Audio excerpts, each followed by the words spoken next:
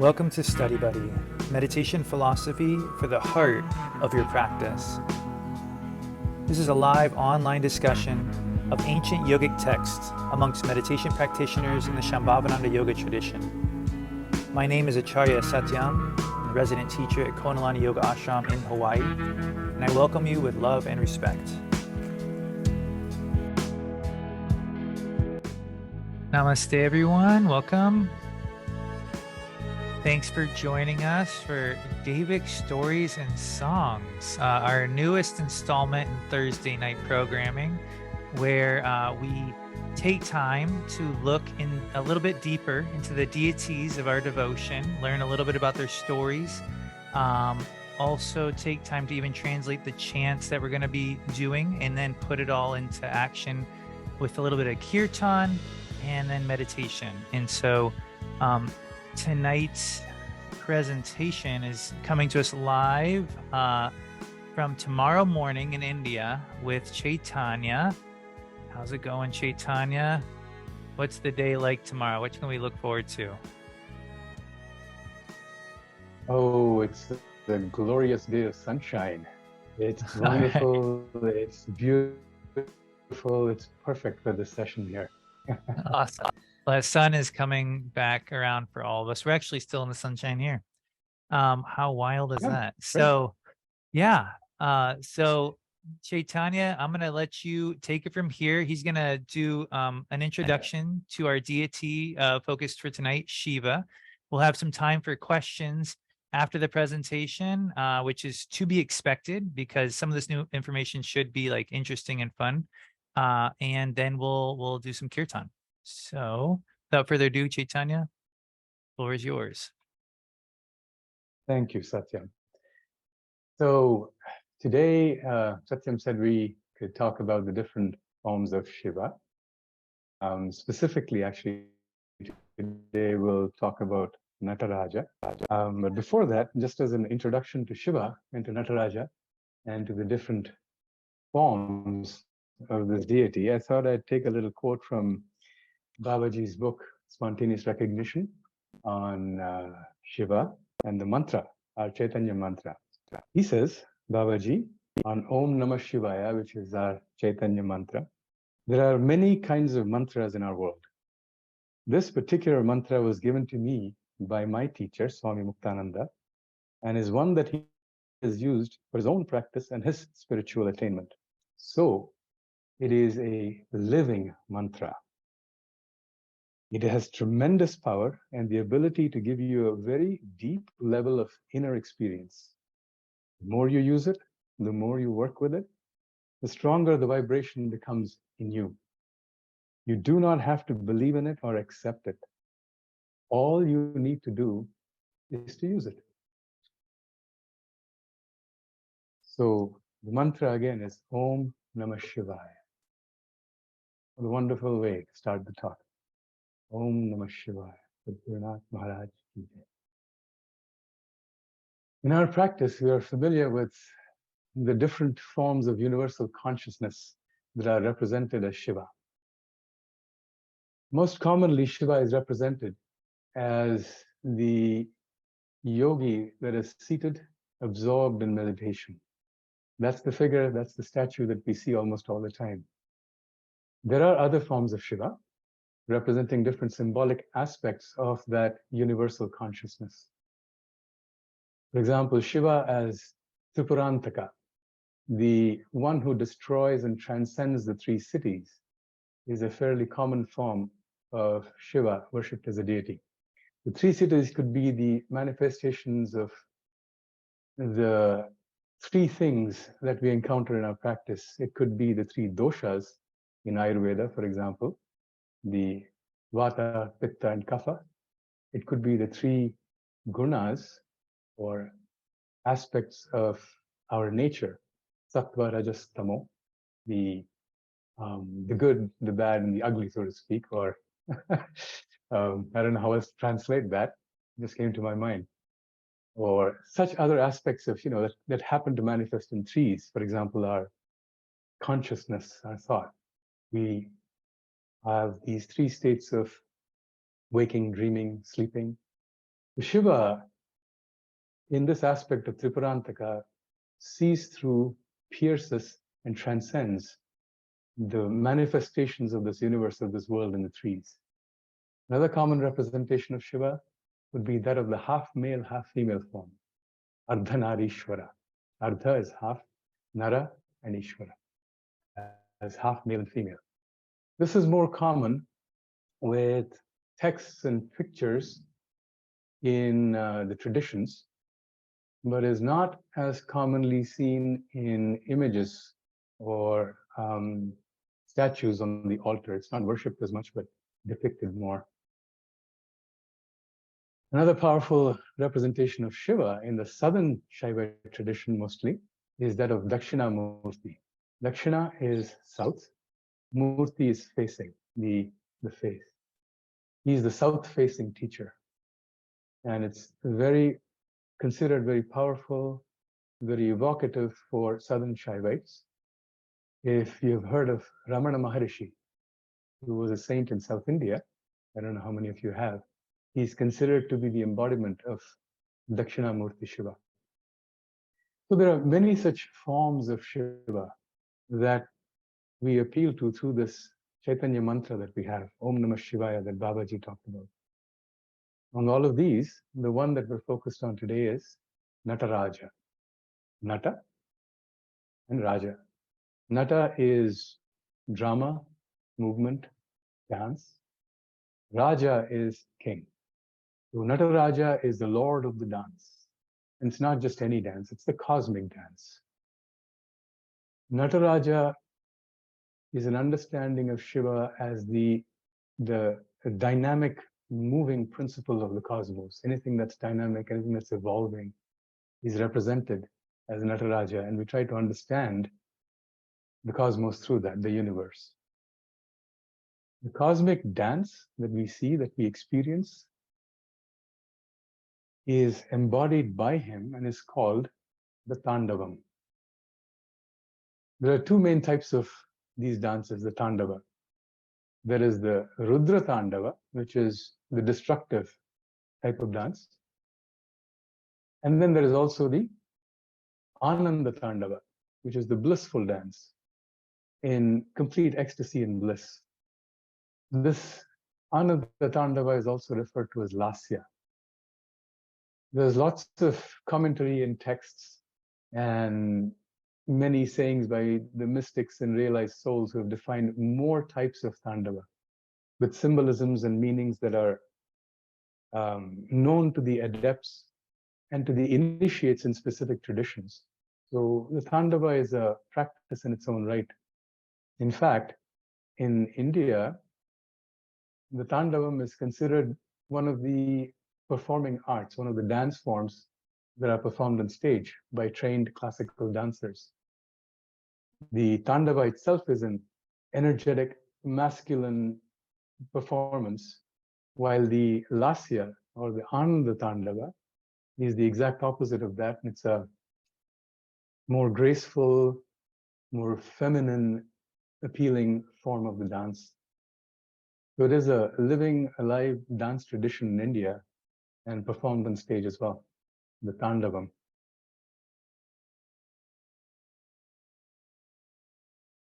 Nataraja, as we see Nataraja on our altar, is immediately recognizable as the Shiva that is dancing in wild abandon, in absolute joy, to the point where you can see his locks of dreadlocks flying out and kissing the circle of fire all around him. That's the image that you see on the altar. Very dynamic statue that arrests your attention. You can't miss it. His body seems to have been frozen in a moment from those wild gyrations and dancing movements and captured as a potent radiation of energy.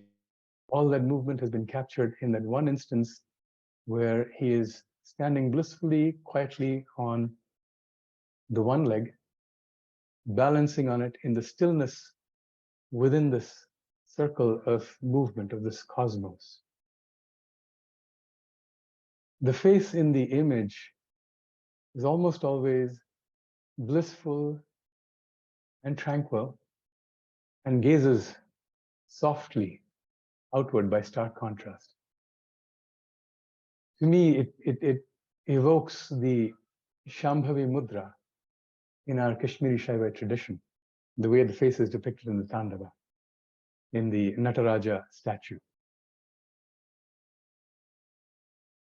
The dance itself is, the representation in the statue is composed of 5 actions that are performed by Nataraja in the Tandava dance. And we all know what these 5 are, and they're fairly commonly talked about in our traditions. It is the aspect of creation, the aspect of preservation, destruction, and there are 2 more. There is the action of Tirobhavana. Tirobhavana is concealment of the aspect of illusions, and also Anugraha, the aspect of grace, of liberation. So there are 5 actions that Nataraja embodies, and these are represented by specific parts or aspects of the statue. So if you see the statue of Shiva, of Nataraja doing the Tandava, you can see that typically there are more than 2 arms. The one that I'll talk about today has 4 arms, not forearm, but 4 arms. And each of those embody one of these aspects or actions that I just talked about, of creation, preservation, destruction, of providing concealment and showering grace. The rear right hand of Shiva carries the Damaru. The Damaru is a drum. And this drum embodies the creative principle. You can conceive of it, the 2 faces of the drum, as the male and the female. And the vibrations of the Damaru create the cosmos, the universe. You have to picture the statue as dynamic, as moving, as the Damaru.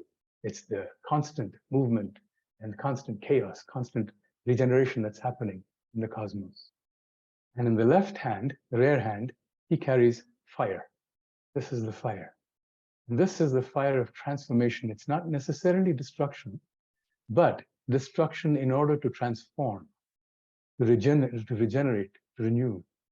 So there is the creation aspect with the drum, and the transformative aspect with the fire in the rear right hand, the rear left hand. Also, Shiva, Nataraja, has the front right hand that is put in the Abhaya Mudra, which says, don't worry about this chaos. Don't worry about this transformation. Don't worry about this enormous thing called the cosmos that you're perceiving through your senses. It's all fine. Take refuge in me. This is the Abhaya Mudra.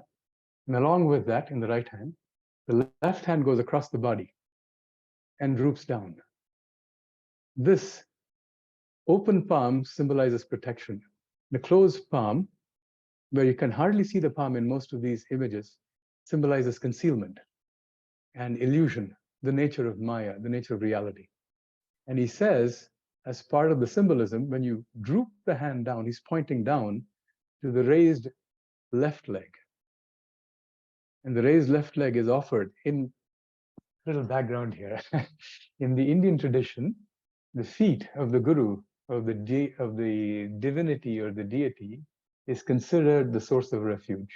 It is where Shakti emanates, and we reach for that, both to humble ourselves and to pay our respects, and also to receive the blessings, the anugraha, the grace. So the raised left leg is not just a dance posture, but it's also indicative of the offered grace as a refuge from the illusion, from the Maya, the protection, creation, and destruction and rejuvenation. All this happening dynamically in this ring of fire, the cosmos. You can think of the fire as the fire of the stars, the sun, the exploding planets at the macro scale or even at the micro scale. All of it is embodied by this consciousness of Shiva in the center. All of these are offered to us with the face almost always gazing softly outwards, tranquil, saying there is the inner stillness within all of this manifestations that you see, which is what we're seeking, which is what we're going to.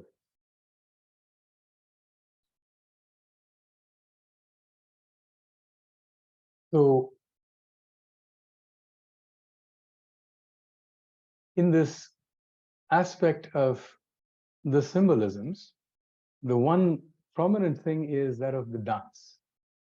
Why is it that this representation is chosen dance? Why couldn't Shiva be sitting like he does in meditation? Or why couldn't he be just walking or some such thing? Dance is a universal representation across many cultures, across many civilizations, across time, of dynamism, of change, of movement, which is the one thing that we all struggle to understand, come to terms with, and transcend in our practices. It is a very evocative symbol of what is around us externally and also internally in our minds. There is a dance of thoughts. It happens all the time. It is never static, much like, our universe. And much like the natural phenomena, which are rhythmic and cyclical, like the seasons, dance also has a representation of coming in cycles, in rhythms, right? So the universal consciousness in its dance is unaffected and tranquil in the midst of all of this, much like Nataraja's face. And that is what we're invited to experience as we perform our sadhana, as we use the mantra, as we do our meditation, and try to separate from this dynamic movements all around of the thoughts physically and find that stillness within. The Nataraja is an evolution from the southern Shiva tradition, as I mentioned before. And one of the most popular places where you can find followers of Nataraja is in a place called Chidambaram. I thought I'd mention that towards the end because it's so symbolic. Chidambaram is the name of the place. It's composed of two parts. First part is Chida, or Chit, which is consciousness. Ambara is sky. Chidambara is the sky of consciousness. The name of the place is the sky of consciousness. And Chidambaram is a place in the sky of consciousness where the Nataraja dance of Tandava continues ceaselessly, both metaphorically and physically as well. And it is really appropriate for me, I thought, when I think of the sky of consciousness, to think of Swami Nityananda had also talked about when he mentioned the sky of the heart. Our consciousness, the seat of our consciousness, is right here in the heart. The sky of the heart, the sky of consciousness, the expanse of consciousness that we are invited to experience. Right.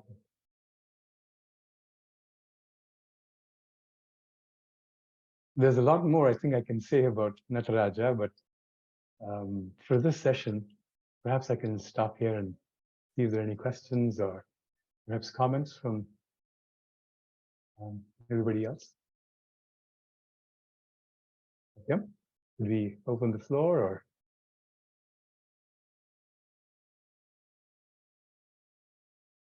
Sounds good. Yeah. If anyone has a question, feel free to unmute, just like in a regular class. Just put your hand up and go for it.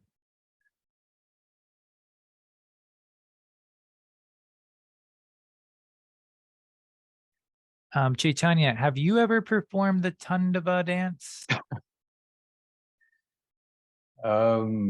Metaphorically speaking, all the time, even now. Yeah.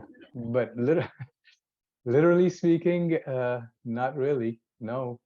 I'm just curious. And you said your wife's really proficient at it, right? She studied it. Yeah.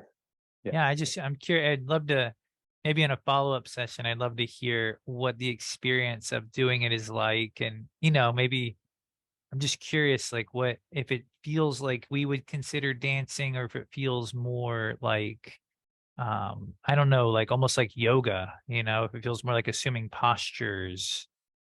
I have no idea. Oh,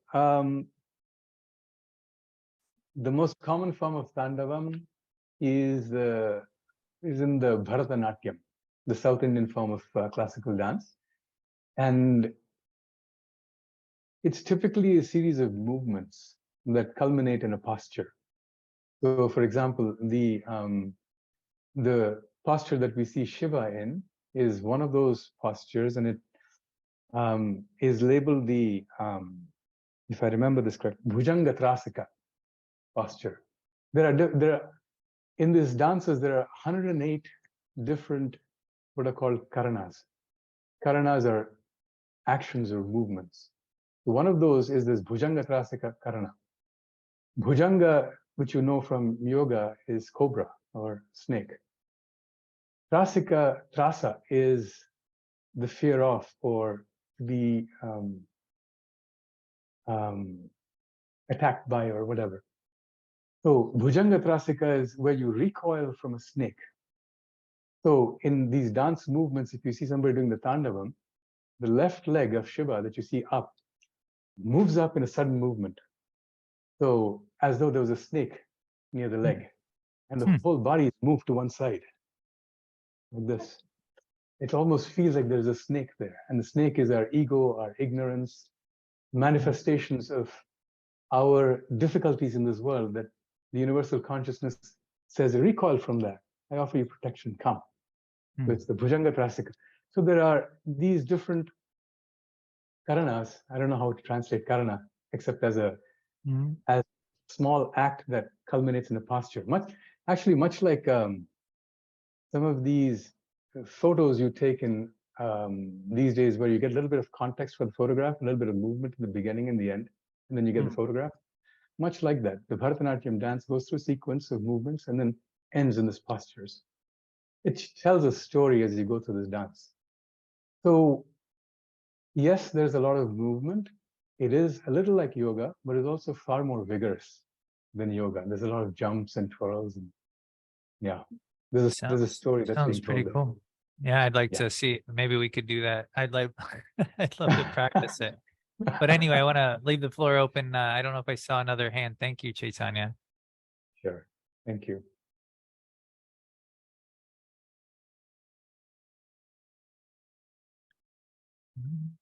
Well, honestly, we have a lot more to go with this class. So if there aren't any pressing questions, we can move into the chanting section. But I don't want to miss anybody. Okay, I see some golf claps for that.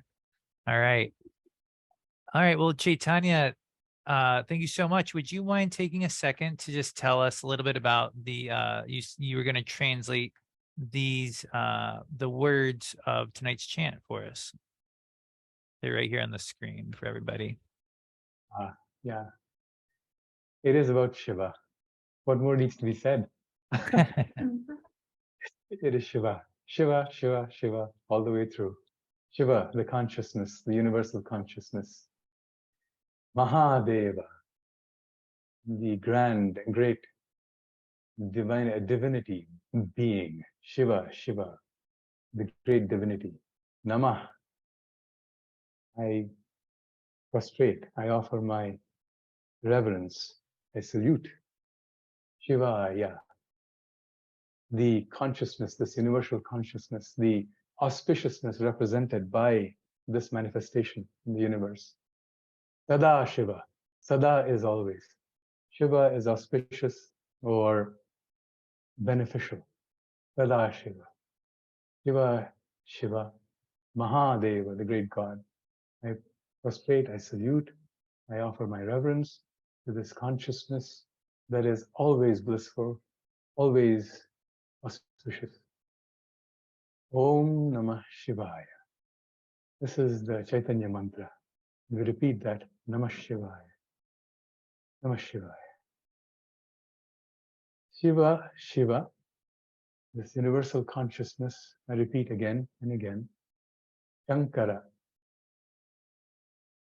Shankara is a word that can be split in several ways. I've seen it done. I'm not a Sanskrit scholar, but the little I know of Shankara says, Sama, Kara. Sama is equal. Kara is one who does, who makes all the disparities, all the ambiguities, all these changes equal in the world. He is Shankara. Shankara can also be thought of as the one who removes doubt. Shanka is doubt, and Kara is remove. And there are many other ways in which you can split, but it's a very powerful word, Shankara. Shiva, Shiva, Shankara. Om Namah Shivaya. There's the Chaitanya mantra again. Jaya, victory. Hara, Hara, the destroyer. Victory to the destroyer. And what does he destroy? This great being, Maha-deva, the great divinity. Shiva, Shiva, Shankara, the great being that destroys inauspiciousness and renders everything auspicious. Shiva, Shiva. Shankara again, the giver of bliss, the giver of the equality, of unity. Om Namah Shivaya. These are the thoughts that go through my mind as I look at this wonderful, wonderful kirtan. Thanks, Chaitanya. And thanks everyone for being here. We're going to transition with all that depth into our experience of the chant. The words will be here on the screen, but I'm looking around. I'm pretty sure everybody's going to be, this is a pretty simple one. And we'll begin.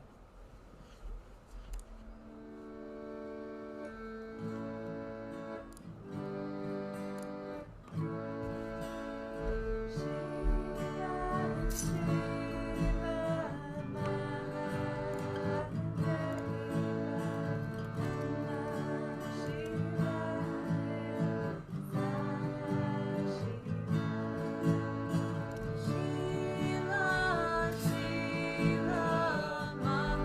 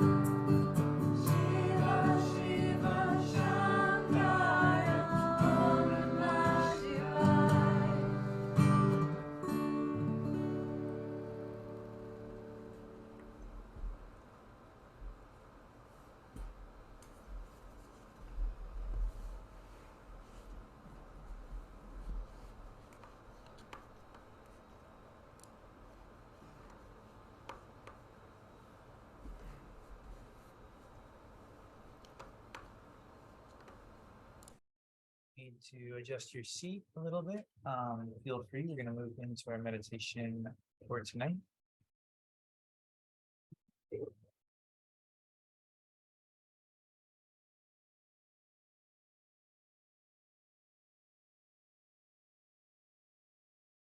Tanya, if you want to go ahead and unmute, you can lead us there.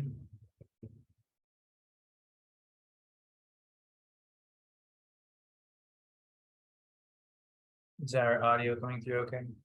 Yeah. Okay.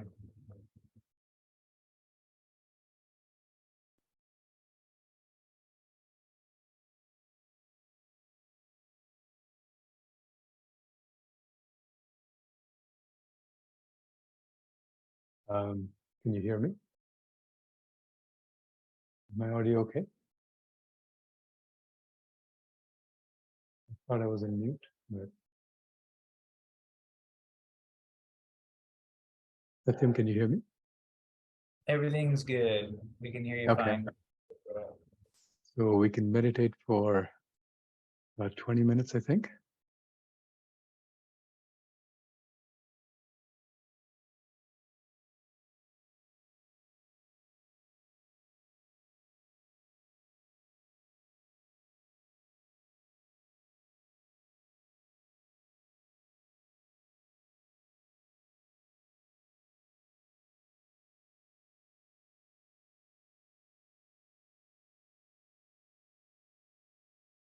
As we transition into the next part of the program, this session, gently close your eyes.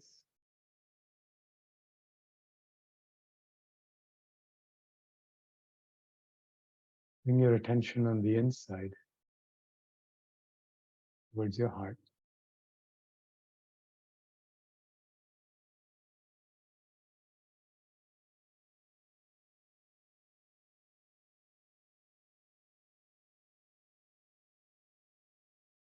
And very gently recede from the external world. Not engage with any of the sounds. And look more towards the inner space.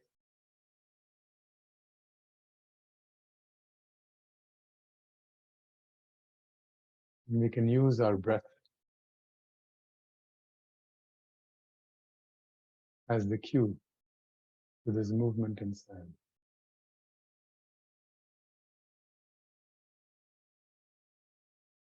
As Babaji had said many times in satsang, we draw our attention inside into our hearts with the inhalation and let it expand there. And keep it there as the breath naturally finds its way out.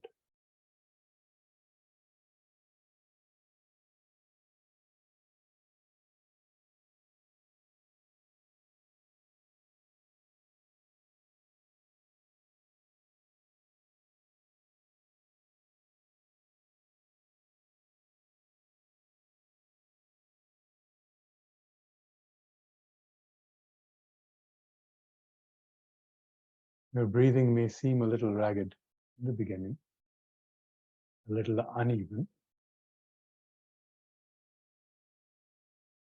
Don't worry about that.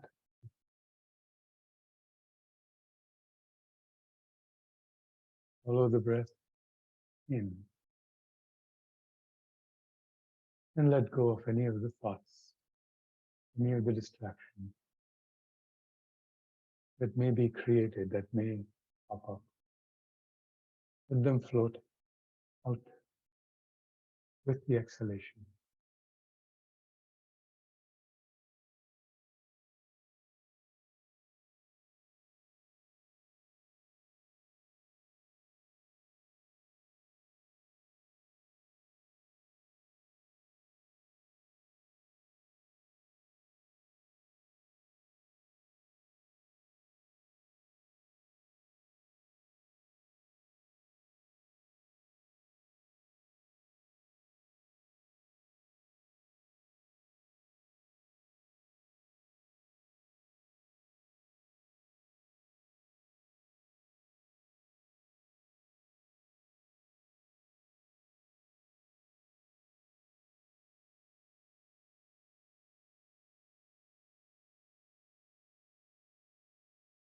There may be many things distracting you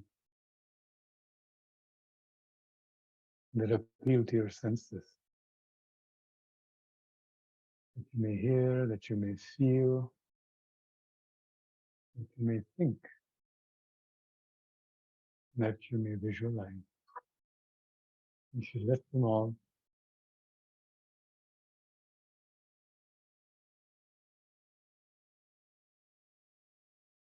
gently.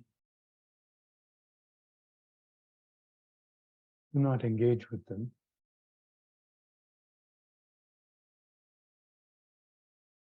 This is part of the inner movements and dance of the cosmos that is reflected inside it.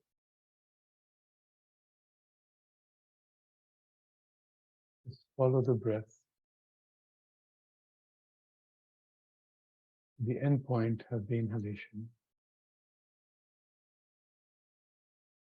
the stillness there, represented by Nataraja, the Shiva caught in the stillness.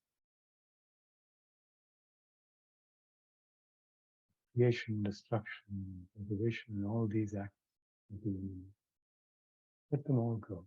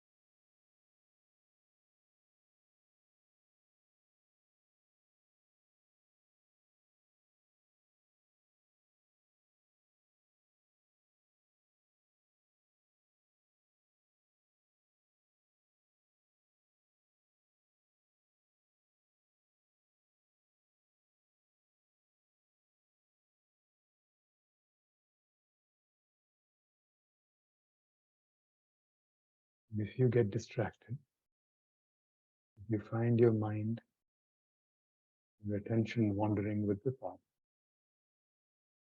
simply let it go. It is a natural tendency. Bring the attention gently back to the heart.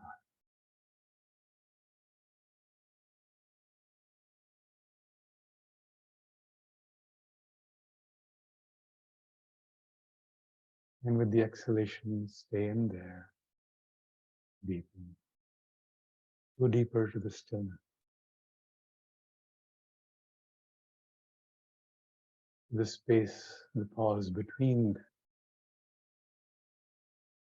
the inhalation and the exhale.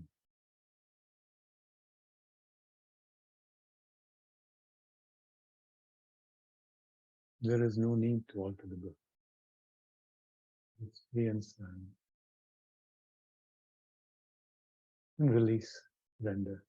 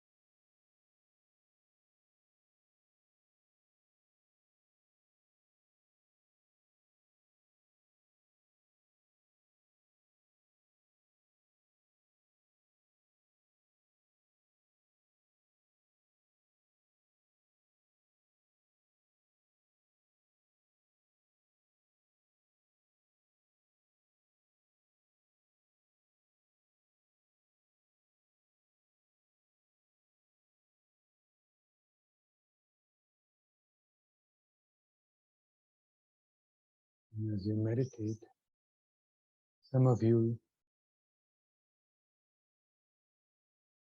may feel a movement, shadow of a movement under the breath, perhaps in the stillness, perhaps more strongly.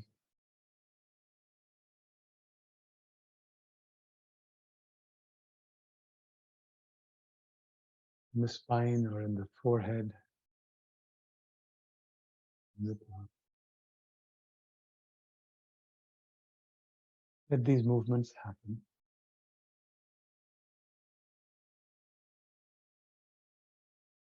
Retain the focus on the breath and to stay inside and just observe. Watch the movements you see them, if you feel them.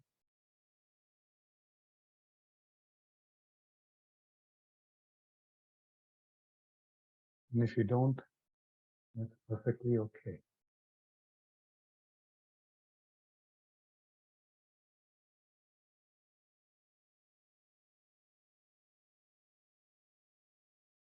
When you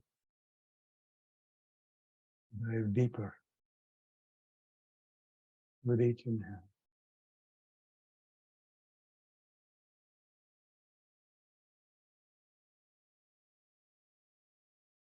watch the stillness expand.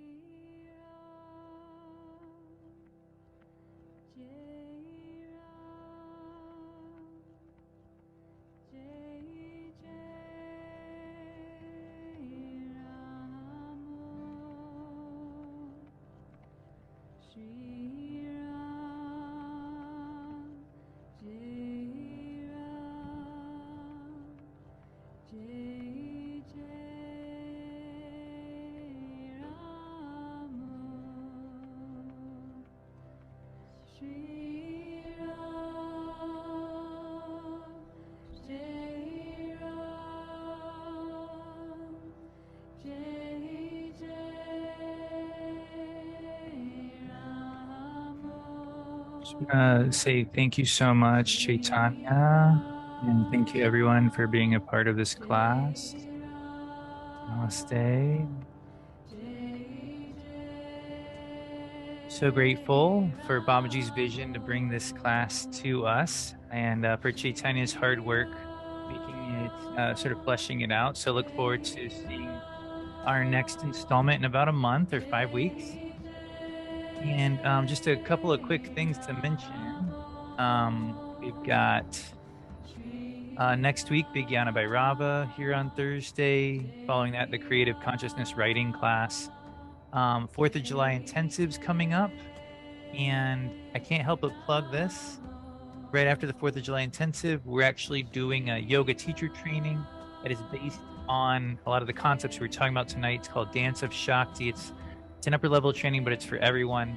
And it's a way of exploring this sort of cosmic rhythm and bringing more creative energy to our yoga practice. So if you've been looking to like revitalize your practice, we're going to be doing it in person at Shoshone after the 4th of July intensive. So hope to see you there. And thanks again for being here. Namaste, everyone.